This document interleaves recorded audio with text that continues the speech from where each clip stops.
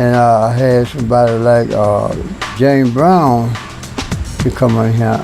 James Brown played here?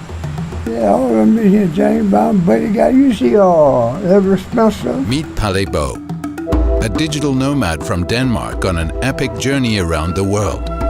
At the age of 50, he made a bold decision. He sold everything, his house, his car, his furniture, and set out with a quest to visit every single country in the world, documenting everything along the way. This is the Radio Vagabond podcast. I'm heading towards Gibbs Place in Bessemer, Alabama. It's been operating since 1952. Mark from the Blues and Rock Museum gave me an address, and I logged that into my GPS as I was getting close to Bessemer.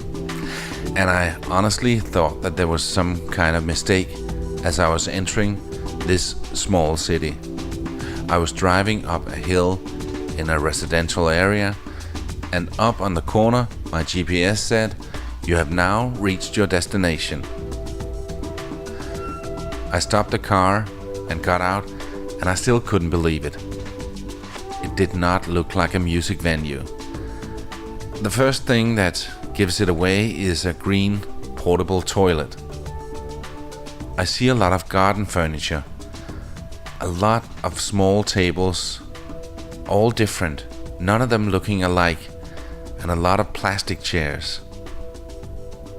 As I stand there looking into the garden, I notice an old man in a shed next to where I'm standing. Could this be the legendary Henry Gibson, grave digger by day and bluesman by night? I'm from Denmark. Yeah, you from Denmark? Yeah, and yesterday I was at the Rock and Soul Museum in Clarksdale. Yeah. And the lady there... So you mean Clarksdale, Mississippi? Yeah, exactly. Okay. And the lady there, her name is Mark. She said, if you're heading up close to Birmingham, you gotta go and see Gib. And she showed me a picture of you and said that... God bless you, brother. Yeah, so Denmark. I had a couple of people from Denmark Saturday night. Gib is sitting in a small shack wearing an old, whole t-shirt. He doesn't have many teeth left, but he does have a thick southern accent, and he can be hard to understand. A lot has been written about Henry Gibson and Gibbs Place, but I hadn't been able to find out any of them where he reveals how old he is. Normally he just says, "I'm not old, I just lived a long time." Can I ask how old you are? Well, I'm pretty young. I was born in the 20s, and I'm pretty young. In the 20s? Oh my God. I'm the 6th of January of 97. Yeah, and I feel like I'm 100 now. But I think You're 97 years old? Wow. Yeah, and I feel like 100. And I hurt a lot here in my rear part. I got them cracked. So, but I still move around with them. You look good for a 97-year-old. Yeah. I do a lot of things. I guess when I was... Even though he's 97 years old, he still runs this place every Saturday night. We play every Saturday night. People that get together, they come together just to hear music at their drummers. So, but it's blues music? Well, we play all kind of music, you know.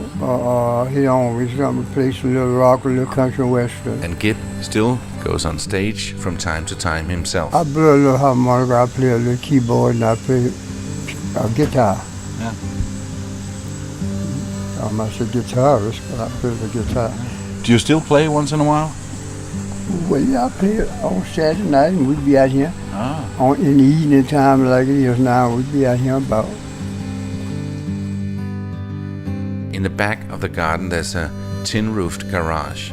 Inside there's a small stage, and the walls are covered with pictures of artists. But when I started out, and I had somebody like James Brown to come in here. James Brown played here? Yeah, all of them in here, James Brown, but you see Elvis Presley. But when you see Muddy Waters standing up there, Johnny Hooker with that guitar and that little picture.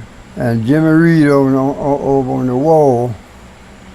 All them people that been right here. They've been right here. Yeah, I have started from all over. You might have had, and you got the dates when you was here. We write them down on the dates when you come here. And what you do? Oh man, Johnny Hooker is my man. Yeah? I get to playing that song by Johnny Hooker all night long. Man, I get to playing that.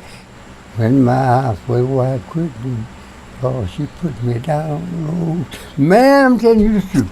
That's what makes me get that liquid pill. James Brown, Elvis Presley, John Lee Hooker, and Muddy Waters have all played here.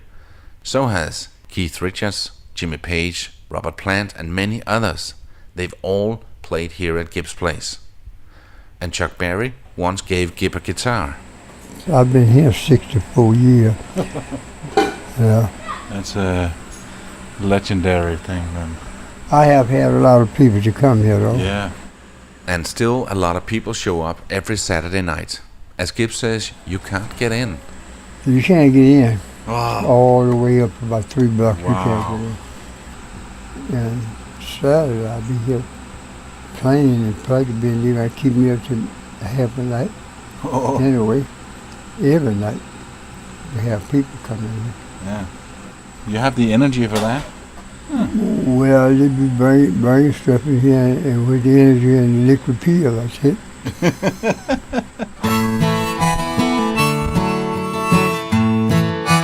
You're listening to the Radio Vagabond podcast.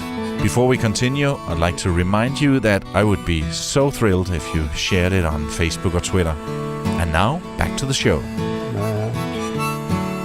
Gibb is old, but he still has the energy to be part of the party every Saturday night. He tells me that he thinks that it's the fact that he was struck by lightning when he was a kid. And he believes that has given him the strength to reach 100.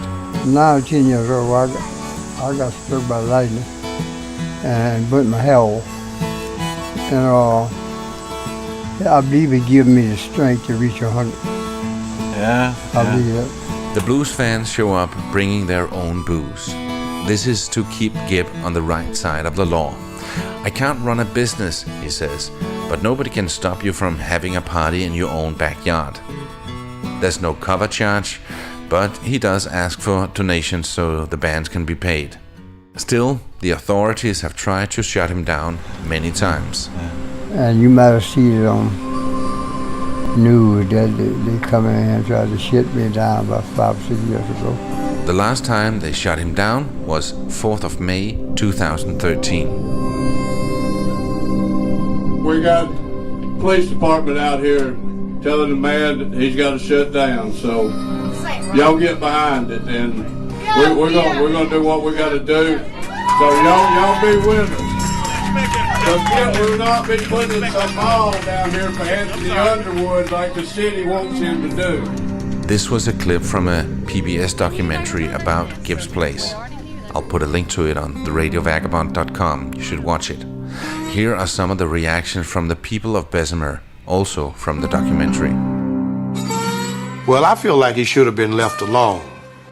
Gibbs Place was there before the subdivision come and develop around him. But time unchanged things.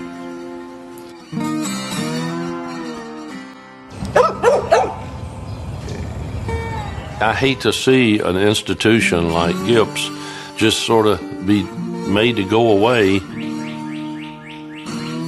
They're cultural icons, these juke joints.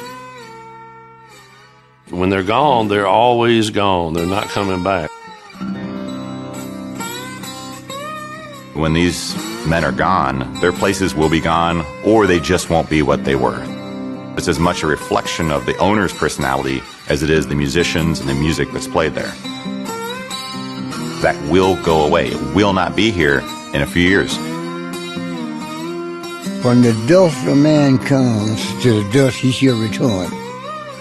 But blues is a thing that weighs death away for a while.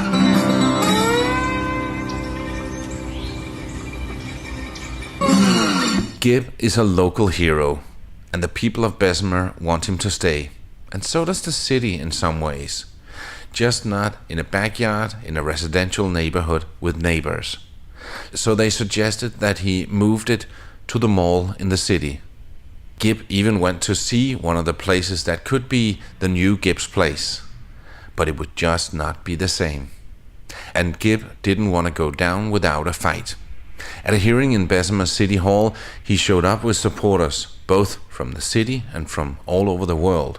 One of the arguments was that he's been there for so many years, so when the neighbors moved in, they knew that there would be a party every Saturday night.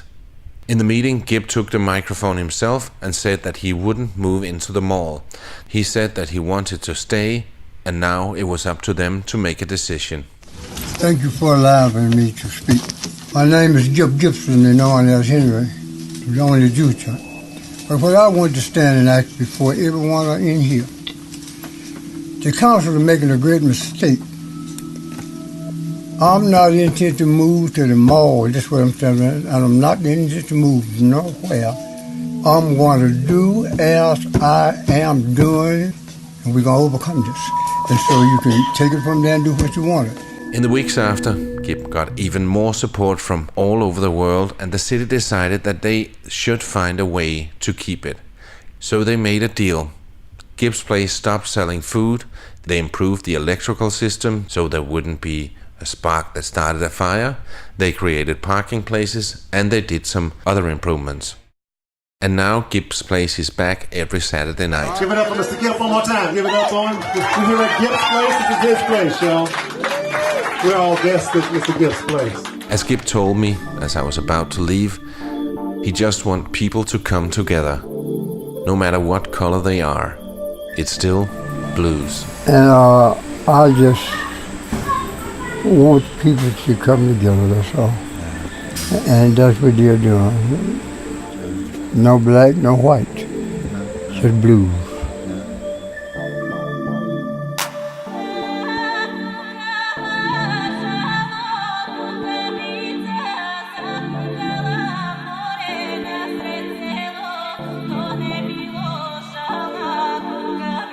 This episode is brought to you in part by Hotels25.com.